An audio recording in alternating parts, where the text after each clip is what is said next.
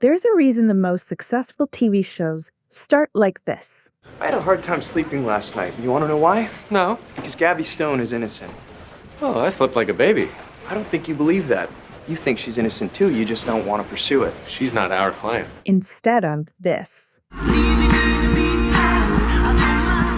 Screenwriters drop you right in the middle of the action, so you're left wondering what's going to happen next. And by the time the opening credits play, you're already hooked. The same applies to the first 30 seconds of your presentations. If you don't hook your audience immediately, you've already lost. They aren't going to hear anything else you say, and you certainly won't influence them. But like successful screenwriters have discovered, there's a proven framework you can follow that is specifically designed to hook your audience. And we've developed this framework after decades of spending thousands of hours analyzing high-stake speeches and presentations. Everything from MLK's I Have a Dream speech to Steve Jobs' product launches. In this video, I'm going to give you this framework, and I'm going to show you how you can use it to grab your audience's attention right from the opening line, regardless of whether you're giving a keynote or a big sales presentation. The very first line of your opening needs to hook your audience.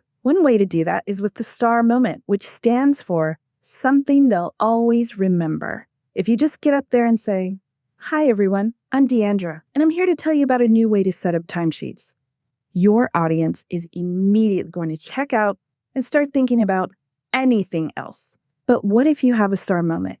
You could say, "Janet nearly got fired last week because she didn't log any hours. This meant that we underbilled our clients and took a massive loss." Okay, revealing that info might be an HR violation, but you get the idea. Everyone would be sitting on the edge of their seats wondering, what? That's insane. And you'd immediately have their full attention. Think of star moments as grabbing your audience by the shoulders and saying, "Look at this." It should immediately draw them in and be the moment they still remember long after they leave the room. Star moments can happen anywhere during your presentation, but let's just apply them to your opening. A star moment in your intro has 3 characteristics. First, they're unexpected. When you hit play on this video, you probably expected me to introduce myself and list off a few tips.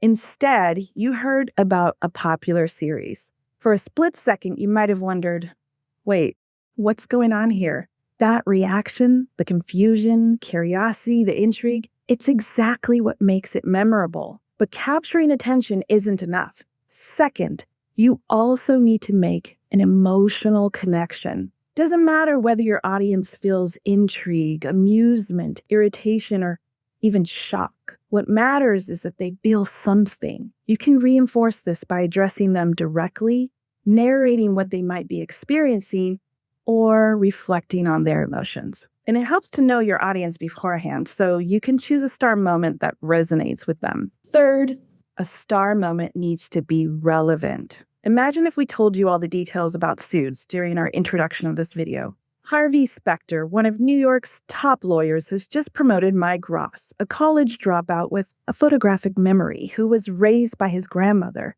to be his associate, who will help him with his legal cases. While it's an interesting premise, all this detail is unrelated to the message we're trying to deliver. A great hook gets to the point without overcomplicating things. Now, while I used a pop culture reference in my hook, that's just one way to do it. You could also ask a provocative question. What's the worst that could happen during a presentation? You could share a personal story. My first presentation was so bad that someone actually fell asleep within the first minute. Make a bold statement. I hate listening to most presentations, even when speakers have brilliant ideas. They just don't know how to start with a good story. Or stick to the facts and add a stat. 4 out of 5 professionals admit their minds wandered during the last presentation they attended. Whichever format you choose, make sure your hook packs a punch and ensures your audience is paying attention from the get-go. Now, after you hook them, the second part of your introduction should highlight the problem. This is where you clearly outline the issue your presentation addresses. It's about making your audience feel seen and understood. Think of it like this. If you're speaking to a room full of developers They might feel frustrated when designers create elaborate visuals without considering implementation. The pain point isn't just the complexity of the design, it's the lack of communication between designers and developers. During this part of your presentation, you need to show that you get it. You might say, like many developers, you've probably spent countless hours explaining to clients that their beautiful, intricate design simply can't be built as is. By articulating your pain point, you're validating their experience and reassuring them that you will be able to help solve it. This connection is invaluable. Your audience needs to know that you understand why they're there. In my introduction, I took a similar approach, reminding you how dull a weak introduction can be. The goal here is simple. Make it crystal clear what problem you're about to solve and why it matters to your audience. When you outline the problem in your introduction, try to avoid over-explaining the issue. Don't go into extreme details that make them feel depressed about the problem. Just make sure they know what's at stake. Don't focus on a problem that doesn't relate to your audience. Make sure it's something they truly care about, not something you think they should care about. Avoid being too vague. Your audience should instantly recognize a problem, so don't beat around the bush. Come right out and tell them what the problem is.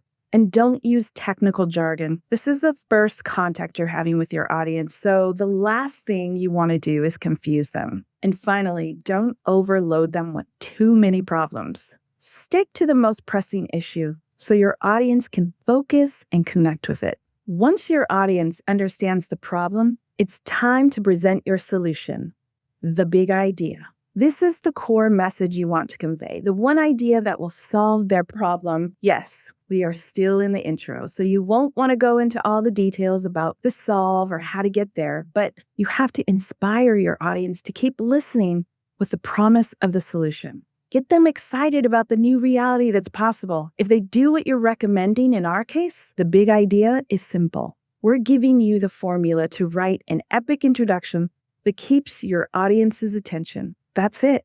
Nothing more, nothing less. Think of it as your thesis statement. Your big idea should be short and to the point, ideally one sentence. And there are two parts to the big idea. The first is your unique point of view. It's what you want the audience to believe or do. And here are some examples. You should know the right steps to take if you experience workplace harassment. You should install the new security program. You should strengthen how you communicate with leadership. Whatever the big idea is, it needs to be crystal clear so your audience knows exactly what to expect. But even with these examples, you might be thinking, not really feeling motivated or interested yet. Fair. And that's because these are all missing the second part of the big idea, the stakes. What will the audience gain or lose if they do or don't follow your recommendation? Let's add some stakes to each point of view. Knowing the right steps to take if you experience workplace harassment will protect your rights and ensure a safer environment for everyone. Installing the new security problem will protect your devices from costly viruses and keep your sensitive information safe. Strengthening how you communicate with leadership will increase your chances of getting your ideas approved and advancing your career. Make sure your audience understands why your solution matters. Then you stand a good chance of getting them to pay attention to the rest of your presentation and hopefully be persuaded to think, feel, or do what you want them to. You may or may not state the big idea exactly as you've written it, but you have to land that idea in the intro. You also need to establish your credibility. Your audience needs to know why you are the best person to guide them on the topic. Do you have unique experience in the field? Have you done extensive research? Have you put the big idea into practice with successful results? Your audience doesn't need your full resume. They just need a clear and concise explanation of why you're worth listening to.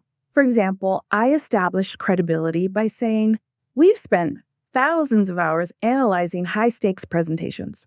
I could have gone on to mention that I work for Duarte, a company specializing in presentation creation and skills training with decades of collective experience. Or I could have pointed to a pop-up box like this and told you that if you click here, you'll find a wealth of free resources to help you prepare your next presentation, along with access to courses and books and even one-on-one lessons.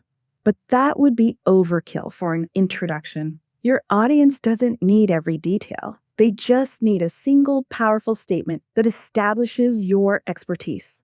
Let's look at 2 ways to introduce the same topic for time scheduling software. Presenter 1 says, I have 10 years of experience as a project manager, 2 degrees, one in marketing and another in economics, and I've spent the last week testing the latest scheduling software. Presenter 2 says, I've dedicated 4,000 hours to managing the schedules of 50 team members each week, and I've just discovered the latest software that's going to fix our time scheduling nightmares forever. Both presenters are the same person, but the second credibility statement is far more compelling. Instead of reciting qualifications, they demonstrate practical experience that directly connects to the problem. Plus, did you catch the stakes added in? Fix our time scheduling nightmares forever.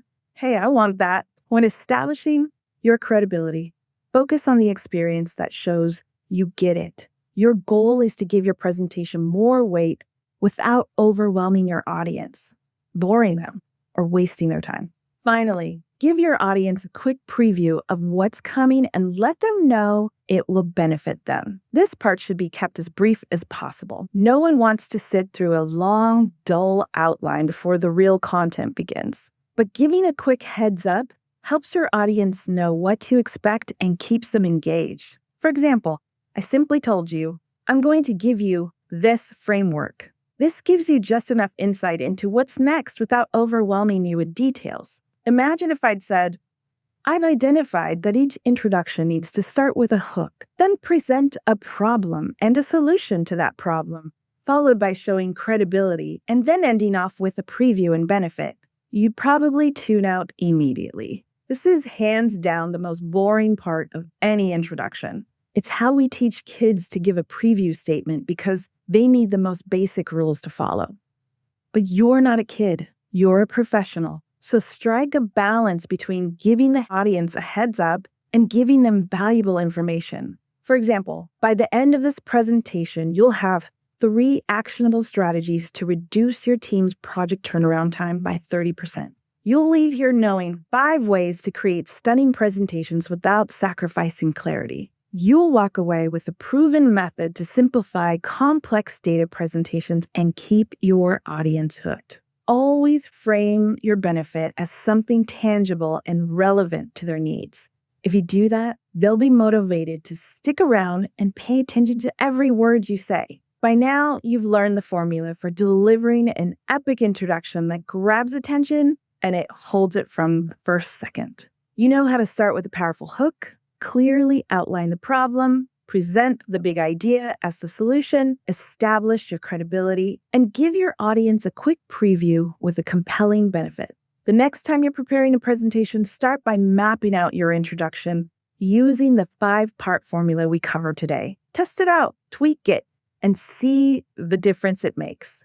If you tried out a hook that kept your audience on the edge of their seats, drop it in the comments. And if you enjoyed this video, you'll love the video our founder Nancy made, where she breaks down the structure of her TED Talk that is getting close to 4 million views.